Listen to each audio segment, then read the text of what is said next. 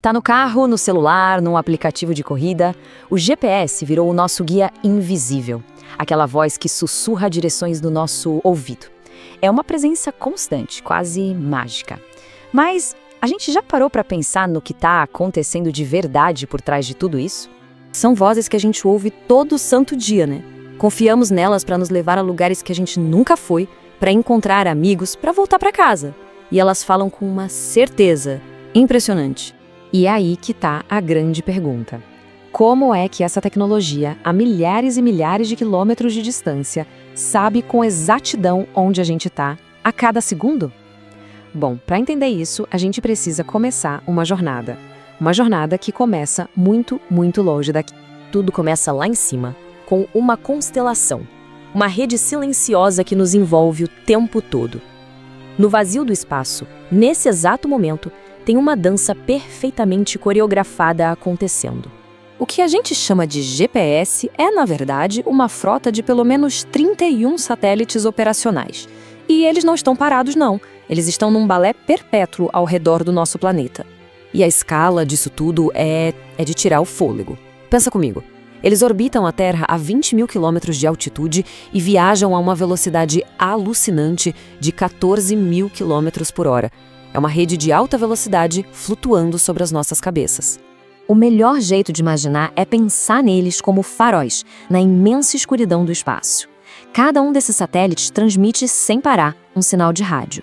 E esse sinal, como um pulso, carrega duas informações que são vitais: a posição exata do satélite e a hora precisa em que aquele sinal foi enviado. E é bem aqui que a mágica começa a acontecer. O nosso celular ou qualquer aparelho com GPS não manda sinal nenhum para o espaço. Ele é um ouvinte. Um ouvinte passivo que fica só captando esses sussurros que vêm do céu. Agora, o ponto-chave é esse aqui. Para descobrir onde está, o aparelho precisa ouvir os sinais de no mínimo 4 desses satélites. Não 3, não 2, 4. Esse é o número mágico.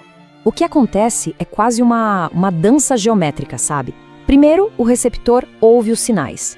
Depois, ele mede o tempo exatinho que cada sinal levou para chegar até ele. E como a velocidade da luz é uma constante, ele usa esse tempo para calcular a distância até cada satélite. Com a distância de 4 pontos diferentes no céu, o quebra-cabeça se monta. E pronto, a posição exata em 3 dimensões é revelada.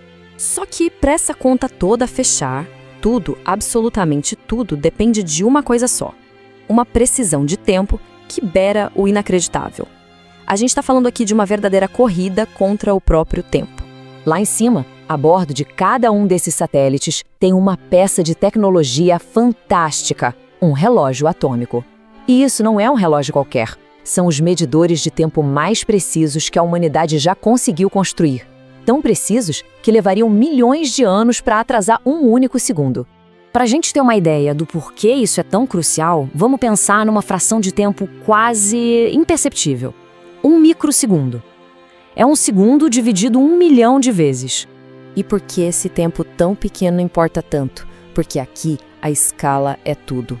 Um erro de apenas 1 microsegundo no tempo resultaria num erro de localização de 300 metros no chão. 300 metros. O sistema todo seria inútil. Sem a perfeição dos relógios atômicos, a gente simplesmente não teria navegação. E bem quando a gente acha que a engenharia já fez o impossível, a gente descobre que o próprio tecido do universo precisa entrar na conta. E para isso, foi preciso a ajuda de um dos maiores gênios que já existiu. Pois é, mesmo com tudo perfeito, satélites, relógios, existe um problema. Um problema fundamental, escondido na nossa própria percepção da realidade. A ideia de que o tempo é o mesmo para todo mundo. Foi Albert Einstein que nos mostrou que o tempo é relativo. Por causa da velocidade altíssima e por estar em um campo de gravidade mais fraco, longe da Terra, os relógios lá nos satélites andam um pouquinho mais rápido que os nossos aqui no chão. Pode parecer um detalhe de físico, né? Mas sem corrigir esse erro, o sistema acumularia um erro de 10 quilômetros a cada dia. Sim, a teoria da relatividade de Einstein, nesse exato momento, está trabalhando para que o mapa no seu celular mostre a rua certa. É física pura, fundamental, atuando silenciosamente no nosso dia a dia. Mas essa ciência toda que acontece lá no espaço precisa conversar com a tecnologia que a gente tem aqui na Terra. O GPS não é um solista, ele é um maestro de uma verdadeira orquestra global, com vários sistemas tocando em perfeita harmonia. E é essa orquestra que explica por que a localização no celular aparece quase instantaneamente. É o AGPS, o GPS assistido.